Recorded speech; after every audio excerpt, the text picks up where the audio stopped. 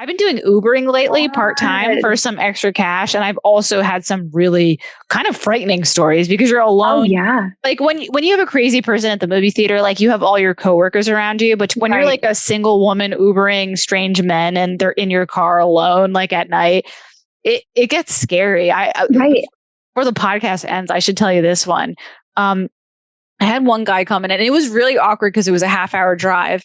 But he started telling me his job, and just to paint the picture too, he looks exactly like what's it, Tucker, and there's like a zombie movie called Tucker or something. Let me see if I can figure this out. Tucker and Dale versus Evil. Let me find. I think. Yeah, I have a picture of him. Okay. He looks I don't know if the listeners. He looks exactly like that. Oh, okay. He wasn't he was not holding a chainsaw, but he might as well have been holding a chainsaw. Except for that, minus the chainsaw. Yeah, so he looked like that. Okay. And he was like, telling me about his job. He's like, I heal the chakras. He had like a Southern accent. He's like, I heal the chakras. And he's like, I got to say, I'm reading your energy. And I could see like you have a lot of tension. And then I'm like, and like childhood trauma. And I'm like, actually, yeah, I do. Like, tell me more. Like, I was interested. Oh my God. And he's like, I have this way of releasing the chakras. He goes, I do a pelvic release. And I'm like, oh God, here we go. And he's he's like, what I do. And he's like, and it's professional. He's like, nothing like that. He's like, I allow a woman to release an orgasm. And he's like, and I can do it in 40 seconds. Like, he's like, and if you think you've had an orgasm, you've never had an orgasm, like after you've come to me. And I was like, okay. And like at first I wasn't even that scared. I was more just like, maybe that's actually what he does for a living. Just like fascinated. Yeah. I was like, okay, maybe that's what he does for a living.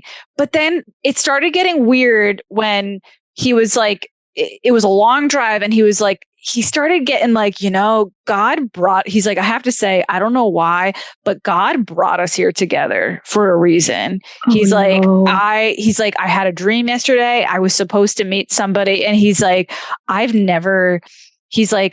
I haven't fallen in love in a long time. No. And he's like, I am blown away by you. He's like, you're blowing my mind. And I like blowing his mind. Like I was just driving the Uber. You're just driving him. And I wasn't even like prettied up. I was like, I'm wearing some makeup now. I was like tired pajamas, like no makeup. I'm like, what is this guy? And I actually don't believe him anymore with his chakra thing. I think that's a gimmick that he uses to pick up women. Because like there actually are like people out there who specialize in like pelvic release. Like it actually is a thing. Right. Women do it. Like women do it to other women. They like help women find an orgasm. I think it's called something yoni massage. I don't know if you ever heard of it. It's called yoni massage. It's like okay, wait, wasn't there? I feel like there was like a Netflix documentary about it, but someone was a cult leader. Oh, that's like I never heard of that one, but I never. But I know what you're talking about. Yeah, yes, it is a thing that people do. But like after he started getting into the like God brought us together, and I was looking for a woman, and I haven't been this blown away. I'm like, all right, this guy, he's a predator. Like he's trying to. And like here's the thing, like when you're alone in a car with somebody like that, it's like I can't use blunt force against you. Like that would be like me trying to to any men listening, that would be like if you were with a bear. Like you can't beat that. Like that thing will crush you. So you have to just use your intelligence. So I had to kind of like de-escalate the situation and just like play dumb. Like, so I was like, how do I do this where I'm not rejecting him, but I'm not saying yes either? Like, how could I say this? And I was just kind of like, kept bringing it back to like, oh, well, that's an interesting job. Tell me about your clients. Like I kept like taking the focus off me and like saying, tell me about your clients. And then like, so we got through it. And at the end, he was like, let me get your number. And I was like, I'll take yours. Like that was my way of like not rejecting, but not giving. So I wasn't. No, and that's the scariest thing. And you kind of have to play to the ego too, to make them feel as like smart and special as they think they are.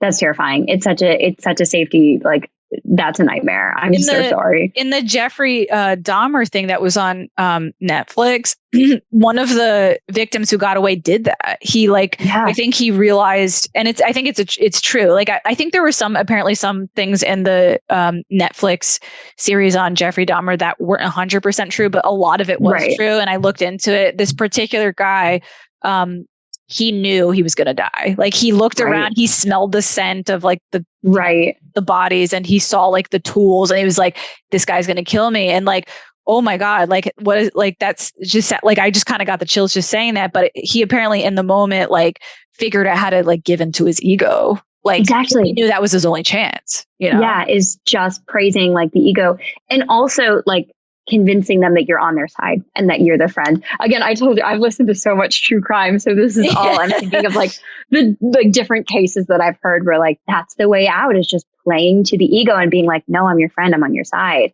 But it's like, it's easier said than done. It's so scary when you are in the car with the guy.